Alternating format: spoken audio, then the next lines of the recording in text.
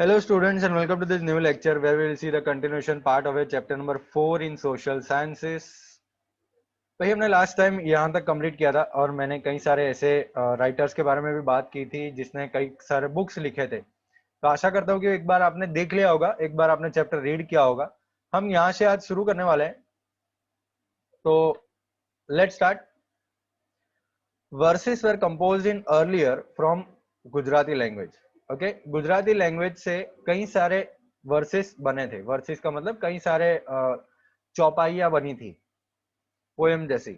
In the course of time Gujarati language develop हुई और many literary works were composed in it. तो कई सारे और लिखित काम बने। ओके, गुजराती लिटरेचर को बहुत ही बढ़िया और बहुत ही प्रॉस्परस बनाने वाले, कंट्रीब्यूशन करने वाले लोग कौन कौन से थे? तो नरसिंह मेहता, आपने नाम सुना होगा नरसिंह मेहता का। मीराबाई, मीराबाई, ओके, दयाराम, अखो, प्रेमचंद, प्रीतम, और ये सारे जो हैं वो बहुत ही ब्यूटीफुल ब्यूटीफुल वर्सेस कंपोज करते थे, सॉन्ग्स कंपोज करते थे, गरबा लिखते थे, नैरेटिव पोएम्स लिखते थे और छप्पास लिखते थे। ठीक है, दे आर शॉर्ट पैराग्राफ्स जिसके अंदर वो अपनी बात लिखते हैं। वो कुछ ना कुछ बहुत ही बढ़िया लिखते हैं जो भी लिखते हैं। After that, the scholars like Narmad, Navalram, Kishore Lal Masruwala, Pannalal Patel, Uma Shankar Joshi, Mahipatram, Ruparam, Nilkant, Govardhan Ram Tripathi और ये सारे लोगों ने गुजराती लिटरेचर बहुत ही बढ़िया लिखा और एनरिच किया गुजराती लिटरेचर को अपने काम से। ठीक है, उन्होंने जो भी चीज लिखी वो चीज बहुत ही बढ़िया लिखी और हमारे गुजराती लिटरेचर को एनहेंस करने के लिए, उसको आगे बढ़ाने के लिए इन्होंने बहुत सारा कंट्रीब्यूशन किया। ये लोग स्कॉलर्स थे। ओके, अब थोड़ा डिटेल में हम जाने वाले हैं। द्राविडियन लिटरेचर में, तमिल लिटरेचर वाला 4 द्राविड लैंग्वेजेस थी। ठीक है, तमिल, तेलुगु, कन्नड़ा और मलयालम, ये 4 द्राविडियन लैंग्वेज थी। ठीक है, उन्होंने अपने ही लिटरेचर और अपने ही स्क्रिप्ट्स बनाए हैं। तमिल जो है वो इसमें सबसे ओल्डेस्ट है। तो which is the oldest Dravidian language? तो it is Tamil. Okay, Tamil जो है वो सबसे ओल्डेस्ट लैंग्वेज है और उसके लिटरेचर जो क्रिश्चियन एरा था, ठीक है, उसके अर्ली सेंचुरीज तक मतलब मिले गए हैं, पाए गए हैं। तमिल के जो लिटरेचर हैं वो क्रिश्चियन एरा जो था वो समय पे पाए गए हैं।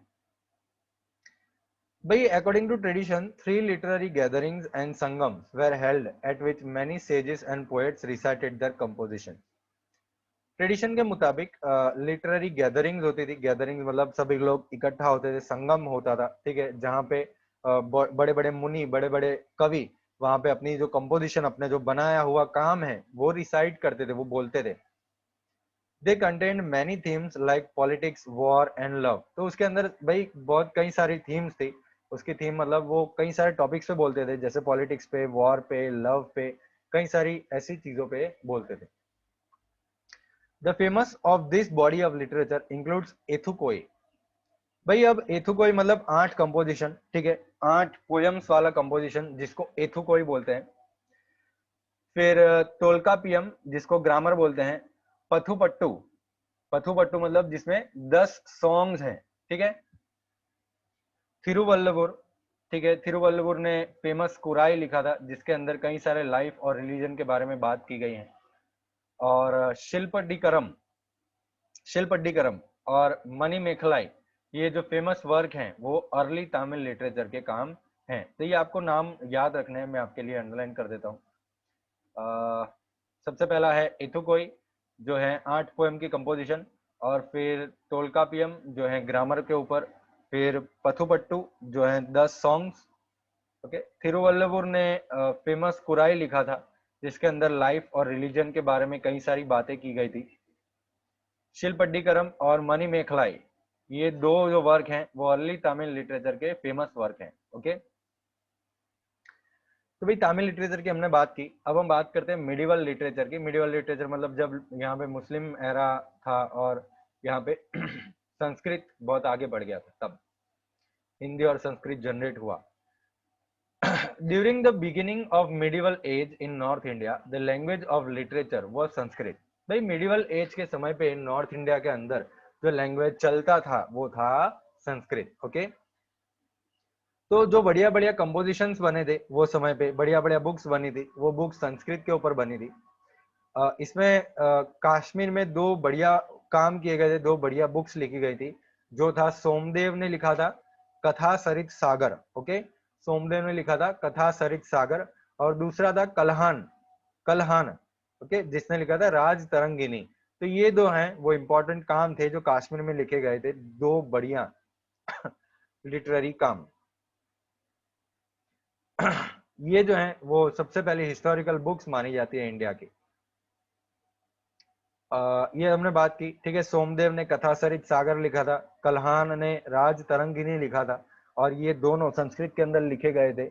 और कहाँ लिखे गए थे? तो कश्मीर के अंदर लिखे गए थे, ओके, बिकॉज नॉर्थ इंडिया में Sanskrit was the main language medieval पे एज में। भाई वो समय का और एक फेमस है जो काम है वो है जयदेव ने लिखा है गीत Govind.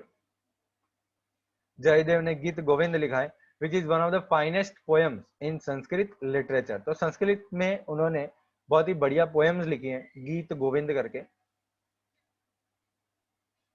Okay. As we have said before, this was the period when the Upbharam languages had started developing into modern Indian languages. तो हमने पहले ही बात की थी कि भाई ये जो पीरियड है मिडिवल एज जो है, ठीक है, वो अपभ्रम वाली जो लैंग्वेजेस थी वो अब इंडियन लैंग्वेजेस में डेवलप होने लगी थी। उसमें सबसे पहले हिंदी के सबसे पहले जो काम थे वो थे चांद बरदाई ने लिखे हुए पृथ्वीराज रासो वाली बुक। चांद बरदाई ने पृथ्वीराज रासो लिखा था। बेटा ये एक बहुत इंपॉर्टेंट बुक है, ठीक है, और ये एमसीक्यू में भी आ सकता है कि भाई हु रोट पृथ्वीराज रासो, या कौन सी बुक चांद बरदाई ने लिखी थी। तो चांद बरदाई ने पृथ्वीराज रासो लिखी थी, वो आपको याद रखना है। और it was the one of the earliest forms Hindi का, ठीक है।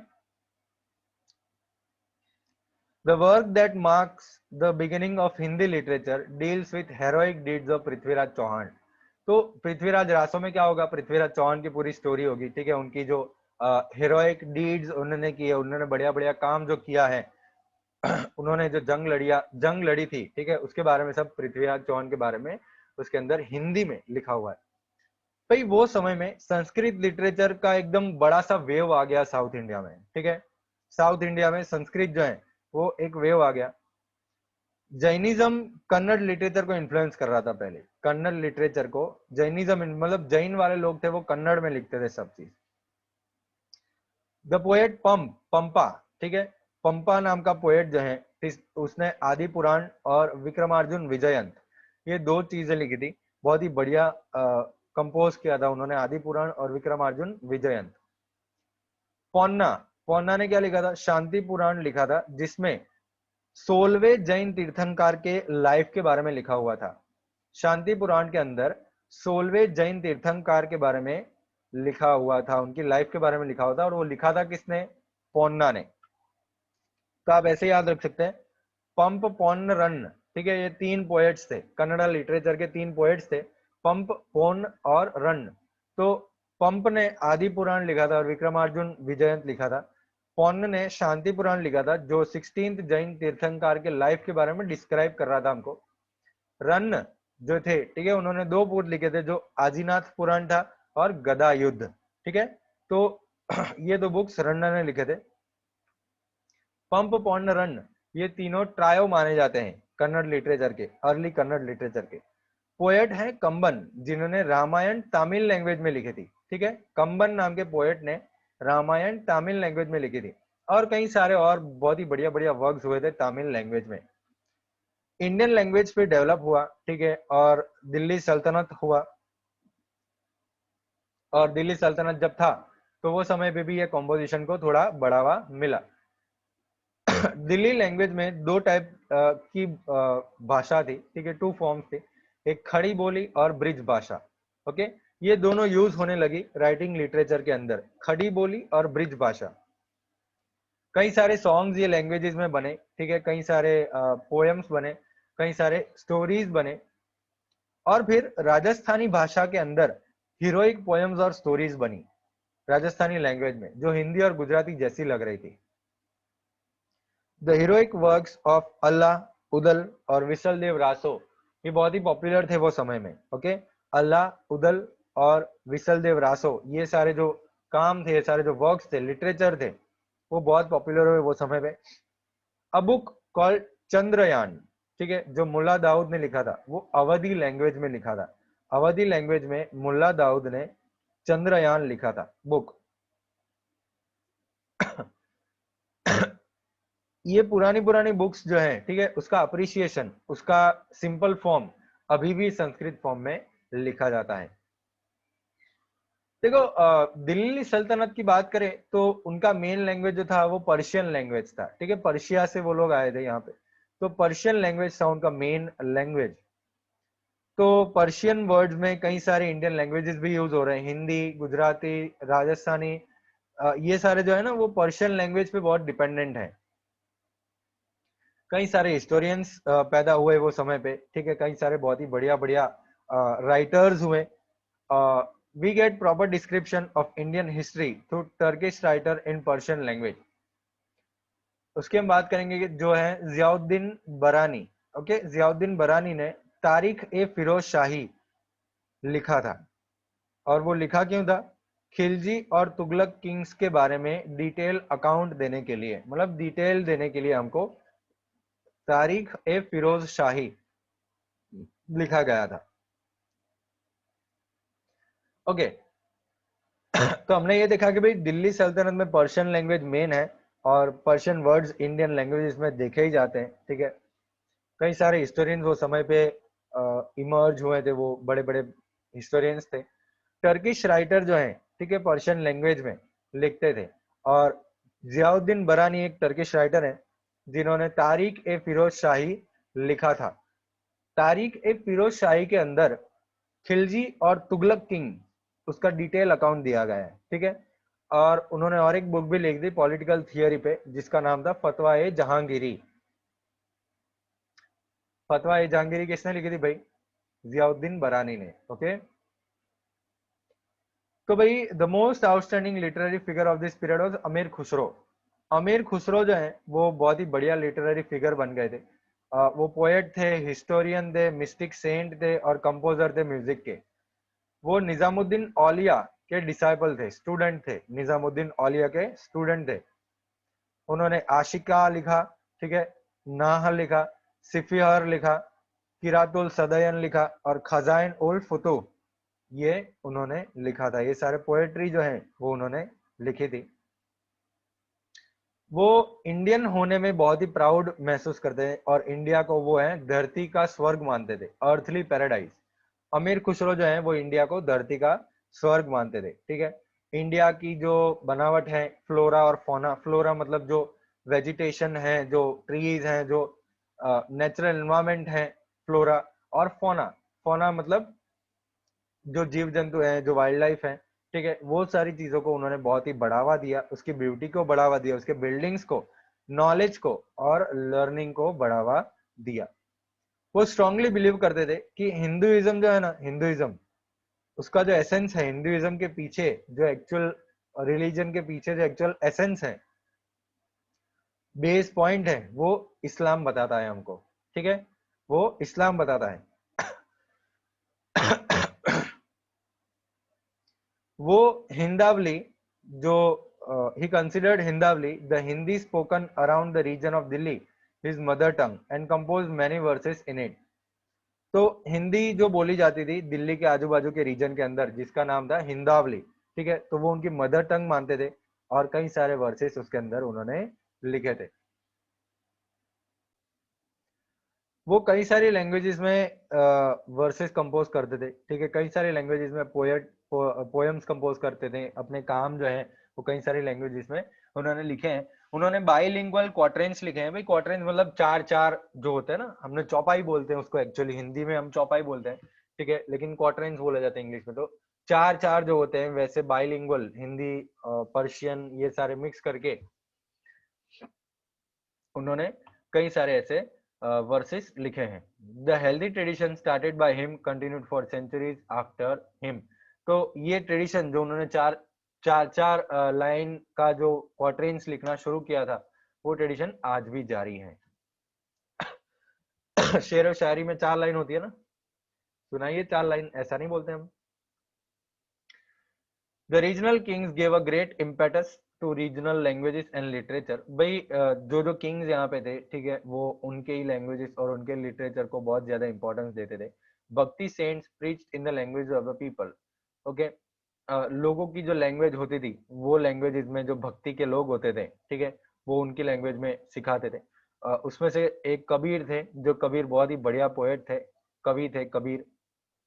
भोजपुरी और अवधी वो समय पे मेजर डायलेक्ट्स थे। मेजर डायलेक्ट्स मतलब मोस्टली भोजपुरी और अवधी में बातचीत होती थी, लिखा जाता था भोजपुरी और अवधी भाषा में। कबीर ने उसने साधु खड़ी जो काम किया है, ठीक है, वो मेजर उसने कबीर ने काम किया है साधु खड़ी के अंदर। उसमें कबीर के दोहा हैं जो हम अभी भी यूज करते हैं फोकलोर की तरह। हम कबीर के दोहे यूज करते हैं सीखने के लिए, उसमें से कई सारी चीजें सीखने को मिलती है। मलिक मोहम्मद जयासी, उसने पद्मावत लिखी थी अवधि में। ओके, और कई सारे और पोएट जो हैं वो अवधि में आए थे। मोर ओवर तुलसीदास ने अवधि में रामचरित मानस लिखी थी। ओके, रामचरित मानस अवधि में लिखी गई थी। और बहुत कई सारे और लैंग्वेजेस, बहुत कई सारे और पोएट्स अवधि लैंग्वेज में अपना काम लिख रहे थे। हिंदी लैंग्वेज की हम बात करें तो दूसरे लैंग्वेजेस में भी और कई सारे काम हुए थे। ओके, कई सारे लिखे गए थे चीजें, लिटरेचर लिखा गया था। बंगाली में रामायण जो थी वो Krittivas. Okay, in Bengali the Ramayana by Krittivas and the hundred of lyrics by the famous poem Chandidas were written under the patronage of the rulers. तो रूलर्स के अंडर जब बंगाल था, ठीक है, वो समय पे रामायण लिखी गई थी, कृतवास ने लिखी थी रामायण, और चंडीदास ने कई सारे और पोएम्स लिखे थे।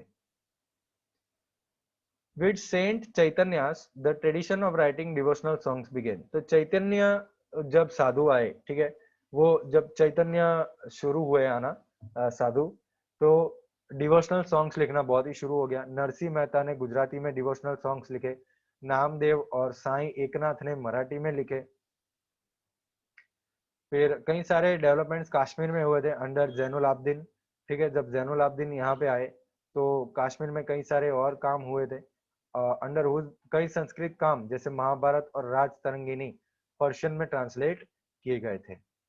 ओके, जो संस्कृत में लिखे थे ना महाभारत और राज तरंगिणी, तो वो काम पर्शियन में ट्रांसलेट किए गए थे। भाई विजयनगर का जब रूल था, विजयनगर एम्पायर था, राइट, तो वो समय पे संस्कृत लिटरेचर कंटिन्यू हुआ, डेवलप होना, और कंटिन्यू होता ही जा रहा था। ये इम्पोर्टेंट पीरियड जो था वो तेलुगु लिटरेचर के लिए भी बहुत इंपॉर्टेंट था।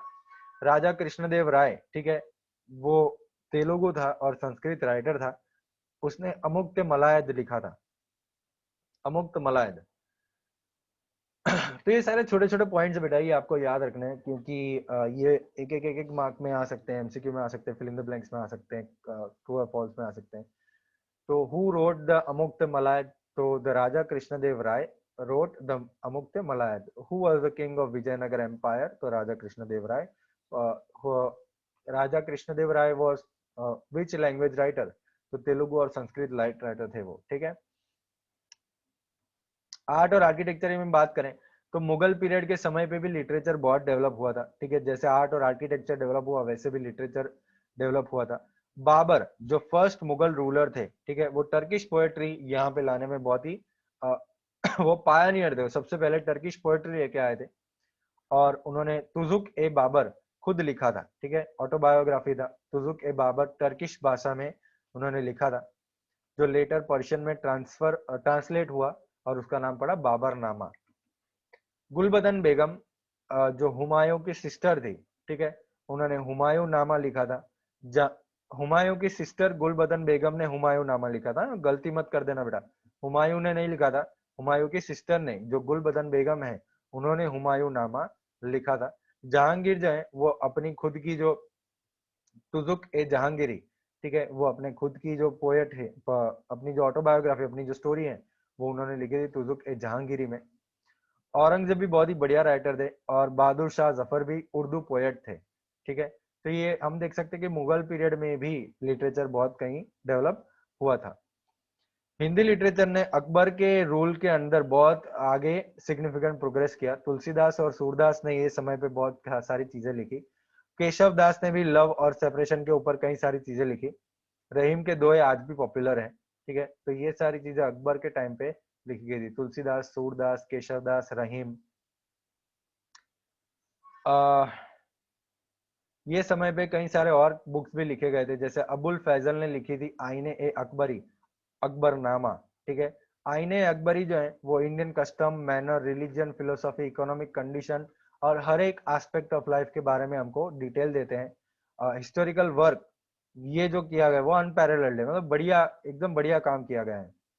अबुल फैजल के भाई फैजी, वो भी एक पर्शियन पोएट थे और उन्होंने संस्कृत के कई सारे काम पर्शियन में ट्रांसलेट किए थे। अकबर का एक इंडिपेंडेंट डिपार्टमेंट ही था कि जो संस्कृत वाले जो बुक्स हैं उनको ट्रांसफर करना पर्शियन में। ठीक है, महाभारत है, रामायण है, अथर्ववेद है, भगवत गीता है, पंचतंत्र है, तो ये सारी चीजें जो है वो ट्रांसलेट करनी संस्कृत में सब पर्शियन लैंग्वेज में, वो अकबर का एक इंडिविजुअल डिपार्टमेंट ही था। देखो मिडिवल पीरियड में उर्दू लैंग्वेज बॉर्न हुआ, राइट। उर्दू लैंग्वेज जो आज मुस्लिम्स बोलते हैं, तो उर्दू लैंग्वेज मिडिवल पीरियड में बॉर्न हुआ। ये लैंग्वेज वो एक one of the richest modern Indian language में कन्वर्ट हो गया था। One of the richest modern Indian language. Okay भाई, उर्दू लैंग्वेज की हम बात करें तो वाली, मीर, दर्द, मीर, ताकी मीर, नाजिर, अकबराबादी, अब्दुल्ला खान, गालिब, इकबाल, भाई ये सारे जो हैं ये सारे बहुत ही बढ़िया बढ़िया उर्दू राइटर्स और उर्दू पोएट्स हैं। उर्दू का जो राइटिंग का काम है वो अर्ली 18th सेंचुरी में शुरू हुआ था। ठीक है, जब संस्कृत में से ट्रांसलेशन होना शुरू हुआ उर्दू के अंदर वही समय पे उर्दू के ओरिजिनल चीजें भी लिखी गई थी, जैसे मोहम्मद हुसैन आजाद की दरबार ए अकबरी उर्दू में लिखी गई थी। ठीक है, तो वो एक बहुत ही बढ़िया काम है। एंशियंट यूनिवर्सिटीज की हम बात करें तो नालंदा यूनिवर्सिटी वो एक यूनिवर्सिटी है, वो बडगांव विलेज पटना के पास जो है वहां पे बनाई गई है। मतलब अभी तो नहीं है, बहुत पहले बनाई गई थी बुद्धिस्ट और जैन के समय पे। बिहार के अंदर जो पटना है और पटना में बड़गांव विलेज है, वहां पे नालंदा यूनिवर्सिटी के रूइंस हैं। रूइंस मतलब आप देख सकते हैं यहाँ पे मैंने स्क्रीन के ऊपर आपके टेक्स्ट बुक में भी फोटो है नालंदा यूनिवर्सिटी का। तो ये जो है वो यूनिवर्सिटी थी, बहुत ही बढ़िया यूनिवर्सिटी थी। नालंदा के बारे में हम तो क्या बात करें। Nalanda gave more importance in Buddhist and Jain traditions. Nalanda को बुद्धिस्ट और जैन ट्रेडिशंस के अंदर बहुत इंपॉर्टेंस देते थे वो लोग। ये एंशियंट यूनिवर्सिटी जो बनाई थी वो जैन के महावीर स्वामी के लोगों के लिए, और जैन महावीर स्वामी वहां पे आते थे और 14 चातुर्मास वहां पे उन्होंने किए थे। ओके, महावीर स्वामी वहां पे 14 चातुर्मास, 14 चातुर्मास वहां पे उन्होंने परफॉर्म किए थे। 5th सेंचुरी में कुमार गुप्ता ने वहां पे मोनेस्ट्री बनाई साधु संतों को रहने के लिए और वहां पे प्रीच करने के लिए, सिखाने के लिए। तो तब से नालंदा का जो फेम है, जो नाम है, ठीक है, वो बढ़ता ही जा रहा है। वहां पे मैन्युस्क्रिप्ट, मैन्युस्क्रिप्ट मतलब इंसान की लिखी हुई स्क्रिप्ट्स, ठीक है, उसमें हजारों प्राइजलेस ट्रेजर्स वहां पे आपको देखने को मिलते हैं। मतलब हजारों प्राइजलेस मैन्युस्क्रिप्ट्स आपको देखने को मिलते हैं जो हमारे हिस्ट्री के बारे में बताती हैं। तो ये जो है वो इंडियन कल्चर का एक बहुत ही पवित्र स्थान है। ठीक है, स्टूडेंट्स कई सारों पूरे वर्ल्ड में से, from various part of the world यहाँ पे स्टडी करने के लिए पहले आते थे जब नालंदा यूनिवर्सिटी थी।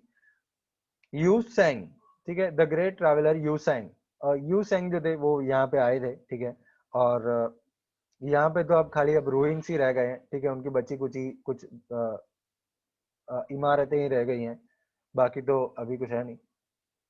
लेकिन रूइंस में भी आपको है ना अब हमारा ग्लोरियस कल्चर देखने को मिलेगा। एक आप विजुअलाइज कर सकते हैं कि भाई एक बढ़िया ग्लोरियस कल्चर हमारे इंडिया का होगा।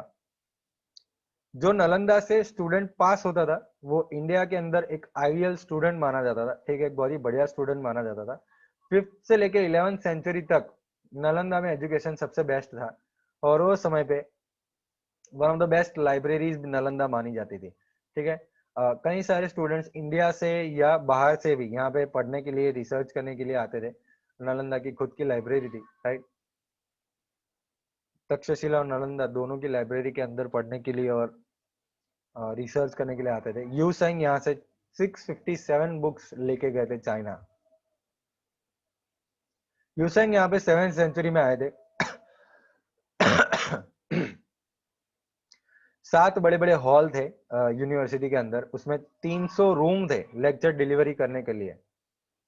300 रूम थे लेक्चर डिलीवर करने के। ओके, स्टूडेंट्स के रहने के लिए भी स्पेशल मोनेस्ट्रीज बनाई जाती थी, और कई सारे विलेजेस जो हैं वो डोनेट किए जाते थे यूनिवर्सिटी को चलाने के लिए। तो यहाँ पे फूड और क्लोथिंग और ये सारी चीजें जो है वो फ्री ऑफ कॉस्ट मिलती थी।